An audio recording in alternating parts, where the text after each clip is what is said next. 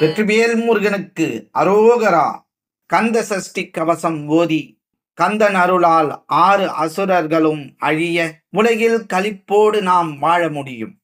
மனிதனுக்குள் இருக்கும் தீய குணங்கள் அவனது கர்ம வினைகளால் ஏற்பட்டு அதனால் துன்பம் ஏற்படுகிறது. முருகன் நம்முடைய மனதிற்குள் வந்ததும் அவரது வேல் நமக்குள் இருக்கும் தீய அசுரர்களை வதம் செய்வதையே சூரசம்ஹாரம் என்கின்றோம்.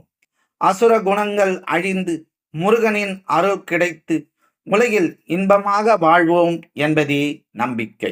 வாழ்க்கையில் மிகப்பெரிய மாற்றமும் ஏற்றமும் ஏற்பட 48 நாட்கள் கந்த சஷ்டி கவச பாராயணம். முருகப்பெருமானின் அருளை பெற விரும்புபவர்கள் முதலில் படிக்க வேண்டிய மந்திரமாக சொல்வது கந்த சஷ்டி கவசம்தான். இந்த பாடலை எப்படி படிக்க வேண்டும், முறையாக படித்தால் என்னென்ன பலன்கள் கிடைக்கும், கந்த சஷ்டி கவசத்தின் முழுமையான பலனையும் பெறுவதற்கு எத்தனை முறை படிக்க வேண்டும், அனைவரும் சொல்லும் அந்த கந்த சஷ்டி கவசம் என்ற சொல்லுக்கு என்ன அர்த்தம், இவைகள் எதை குறிக்கின்றன என்பதற்கான விளக்கத்தை இந்த ஆன்மீக பதிவினில் அறிந்து கொள்வோம். வாழ்க வளமுடன். ஸ்ரீ ஞானவாசல் நேயர்கள் அனைவருக்கும் ஸ்ரீனிவாசனின் அன்பு வணக்கங்கள். 236 வரிகளை கொண்ட இந்த பாடல் பாலதேவராய சுவாமிகளால் இயற்றப்பட்டது. இந்த பாடல் பக்தர்களை கவசம் போல் இருந்து காக்கக்கூடியது. பெரும்பாலானவர்கள் கந்த சஷ்டி கவசம் என்றால் சஷ்டியை நோக்க என்ற பாடல்தான் தெரியும். ஆனால் பாலதேவராய சுவாமிகள் முருகப்பெருமானின் 6 படை வீடுகளுக்கும் தனித்தனியாக கந்த சஷ்டி கவசம் இயற்றியுள்ளார். சஷ்டியை நோக்க என துவங்கும் பாடல் திருச்செந்தூர் திருத்தலத்திற்குரிய பாடலாகும். இதுபோல் மற்ற 5 தலங்களுக்கும் கவச பாடல்கள் உள்ளது. கந்த சஷ்டி பாடலை எவர் ஒருவர் முருகனை நினைத்து மனப்பூர்வமாக ஒரு நாளைக்கு 36 முறையோ அல்லது தொடர்ந்து 48 நாட்களோ படித்து வந்தால் அவர்கள் வேண்டியது அனைத்தும் கிடைக்கும். வாழ்க்கையில் மிக பெரிய மாற்றமும் ஏற்றமும் கிடைக்கும் என்பது ஐதீகம். கந்த சஷ்டி கவச பாடல் பலருக்கும் மனப்பாடமாக தெரியும். ஆனால் கந்த சஷ்டி கவசம் என்ற சொல்லுக்கு என்ன அர்த்தம் என்பதும், எதை குறிப்பிட்டு இந்த பெயரை பாலதேவராய சுவாமிகள் வைத்தார் என்பதும் பலருக்கும் தெரியாது. அதன் அர்த்தம் என்ன என்பதனை இங்கு அறிந்து கொள்வோம்.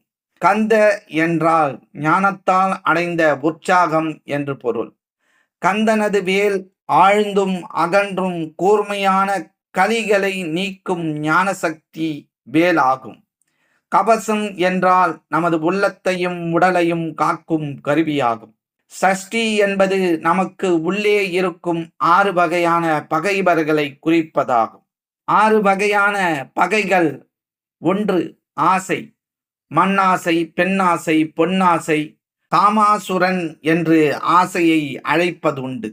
2 கோபம், உள்ளிருந்து நம்மையும் பிறரையும் அழிக்கும் கோபம் மற்றொரு அசுர குணமாகும். கோபத்தை கோபாசுரன் என்று அழைப்பதுண்டு. 3 லோபம், பிறருக்கு செல்வத்தை பகிர்ந்தளிக்காத லோபி, மிக கொடியவன், லோபாசுரன் என்று அழைப்பதுண்டு. 4 மோகம், அறியாமையால் தான் உலகில் துன்பங்கள். மோகம் எனும் அறியாமையே அஞ்ஞானம் ஆகும். மோகமாசூரன் என்று அறியாமையை அழைப்பர். 5 மதம், நான், எனது என்ற ஆணவச் செருக்கு நமது மனித குலமே நாளும் நாசம் அடைகிறது. எனவே மதம் பிடித்தவனை ஆணவாசுரன் என அழைப்பர். 6 மாச்சரியம், பிறரது வளர்ச்சி கண்டு பொறாமையால் மற்றவர்களை துன்புறுத்தும் அசுரகுணம். எனவே மாச்சரியாசுரன் என்று பொறாமையை குறிப்பிடுவார்கள். பக்தர்களை காக்கும் வேல்.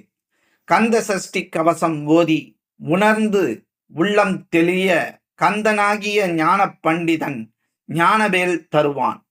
கந்தனது ஞானவேலால் நம்முள் சூரசம்மாரம். கந்தன் அருளால் 6 அசுரர்களும் அழிய உலகில் களிப்போடு நாம் வாழ முடியும். மனிதனுக்குள் இருக்கும் தீய குணங்கள் அவனது கர்ம வினைகளால் ஏற்பட்டு அதனால் துன்பம் ஏற்படுகிறது. முருகன் நம்முடைய மனதிற்குள் வந்ததும் அவரது வேல் நமக்குள் இருக்கும் தீய அசுரர்களை வதம் செய்வதையே சூரசம்ஹாரம் என்கின்றோம். இதனால் சஷ்டி காலத்தில் முருகனை வழிபட்டால் அசுர குணங்கள் அழிந்து முருகனின் அருள் கிடைத்து உலகில் இன்பமாக வாழ்வோம் என்பதே நம்பிக்கை. இந்த பதிவினை பற்றிய உங்களது மேலான கருத்துக்களை எங்களுக்கு பதிவிடுங்கள். இந்த பதிவினை உற்றார் உறவினர் நண்பர்களுக்கு பகிர்ந்திடுங்கள். மற்றும் ஒரு ஆன்மீக பதிவில் நாம் அனைவரும் சந்திக்கும் வரை உங்களிடமிருந்து நன்றியும் வணக்கத்தையும் கூறி விடைபெற்றுக் கொள்வது ஸ்ரீ ஞானவாசல் ஸ்ரீனிவாசன். நன்றி, வணக்கம். எங்களுடைய பதிவு உங்களுக்கு பிடித்திருந்தால் லைக் பண்ணுங்க, ஷேர் பண்ணுங்க. மீண்டும் தொடர்ந்து இது போல பல பதிவுகளை பார்ப்பதற்கு எங்கள் சேனலை சப்ஸ்கிரைப் செய்து பெல் ஐக்கானை கிளிக் செய்து கொள்ளவும். நன்றி, வணக்கம்.